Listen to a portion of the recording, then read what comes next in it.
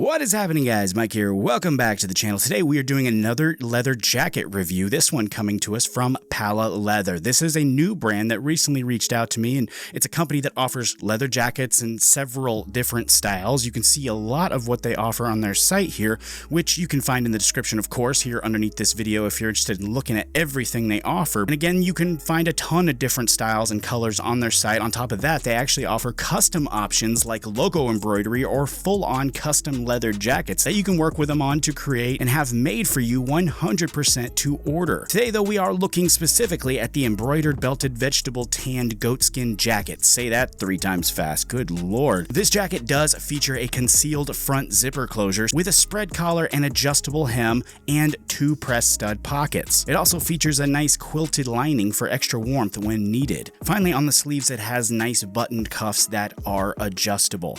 Now, the jacket itself is made from 100% real goatskin leather, which is flexible, soft, and water resistant. For the size, I went off the size recommendation on the site, which does allow you to put in your height and weight, and then it suggests a size for you, which in this case was an XL for me. And when I did receive it, I noticed that it fit very well, actually. It's not tight in the shoulders or the waist, which is often an issue I have with leather jackets, so I considered that a good sign. It's also not too short or long in the arms, which sometimes jackets for me can go either way there as well, but I thought this one ended up pretty well. I've also thought in the past couple of reviews that we've done on leather jackets that some of those have been a little too short. I actually thought this one was a pretty good length. It went down, to my pockets, which I thought was very nice considering I've had a couple that I just thought have been far too short. Now, for pairings with this one, I think it goes pretty well with a lot of things. I wouldn't so much pair this with something too formal, as I don't think that would really fit in my opinion, but I do think that this could work as a solid style enhancer, meaning you can take an otherwise plain t-shirt like what I got on here and make it look next level with a jacket like this. Being as this is a black jacket, you can pair it with a lot of different colors too. You're not really limited to one style or one color, and